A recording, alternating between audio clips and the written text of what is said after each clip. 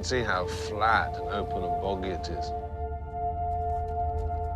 Jacobites lost something in the region of 2,000 men. The Highland army was completely exposed, and they then charged into the teeth of musket fire, cannons, mortars, with nothing more than their broadswords, for the most part.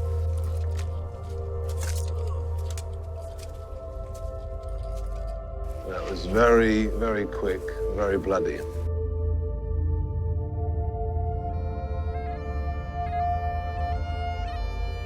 In effect, Culloden marks the end of the clans, the end of the Highlander way of life.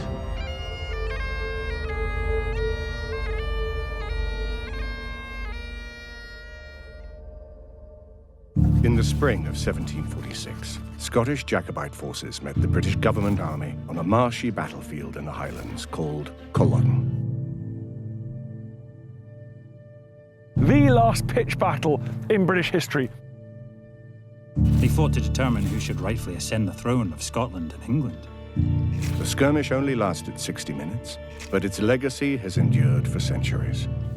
Some people actually argue that there were 4 uprisings. The first in 1715, and 45 was just the most famous one. Bonnie Prince Charlie, and so on. Charlie, the young pretender to the throne of Britain, was gathering Stuart sympathizers, called Jacobites, for a rebellion. Jacobite derived from Jacobus, the Latin for James, since they were followers of King James II, the Catholic king dethroned by the Protestants. Gentlemen, God will provide for us. You do his bidding. Charles has landed in Scotland and is gathering his army. The men will rest, and then we shall march to Culloden. May he have mercy on us all. Our revels now are ending. These are actors, as I foretold you, were all spirits and melted into air. And, like this insubstantial pageant faded, leave not a rack behind. We are such stuff as dreams are made on, and our little life is rounded with a sleep.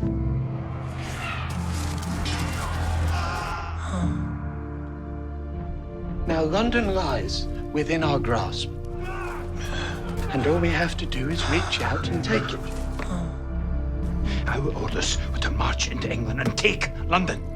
We are but 5 days from reaching that city, and now you order us to turn back and retreat to Scotland. A lost cause, as it turned out. Destiny lies on Culloden Moor. With these blue flags here, this is the Jacobite front line.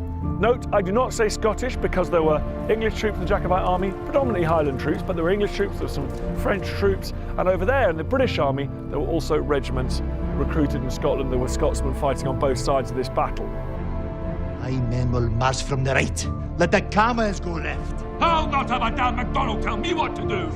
As I told you, in France, the clans cannot agree on the colour of the sky well. Culloden Moor will be flowing red with our blood by end of day. We're walking along the Jacobite front line. So this is where the Highland charge would have started. You are standing on the front line. Boggy conditions and newly devised tactics neutralise the charge. Bayonet on your musket, you don't try and skewer the guy in front, you skewer the guy on your right. So a new tactic. New tactic, exactly, and it works. A British source said it was like watching a pack of hungry wolves descending upon them. The charge fails. The Jacobite uprising of 1745-6 had shaken the British state to its core. It could never be allowed to happen again. And the British government took measures up here to ensure that it didn't. And after 3 uprisings, the British army will be motivated to put us down for good.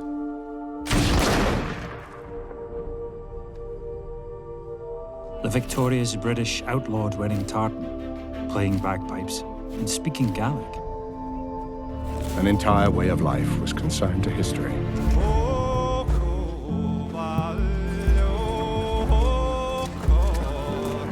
I tell you, the army is not ready for battle this day. Give the command to charge while there is still a chance. Unable to withstand the cannonade any longer, they break away into the charge.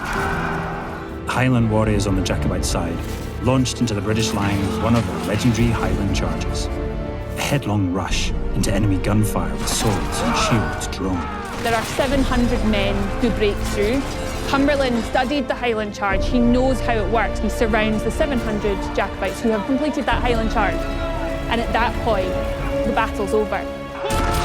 For king and country! Aye! God save the king. God save the king!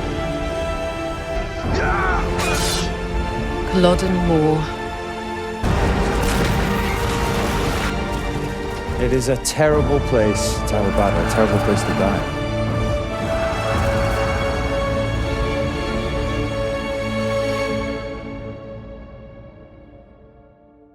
The battle was over around about an hour after it started. It was the decisive end to the Jacobite cause. After generations of scheming, rebellions and civil wars, The Stuarts would never unseat the Protestant King George II. the Highlanders, the men that had died for them, were buried where they fell, in these long burial mounds here that helped to make this one of the most special and important battlefields in Britain. It was the last time two armies fought on British soil. And 100 years or so after the battle, these stones were placed on the mounds with the names of the various clans on them, and people still come and leave flowers and mementos on these stones.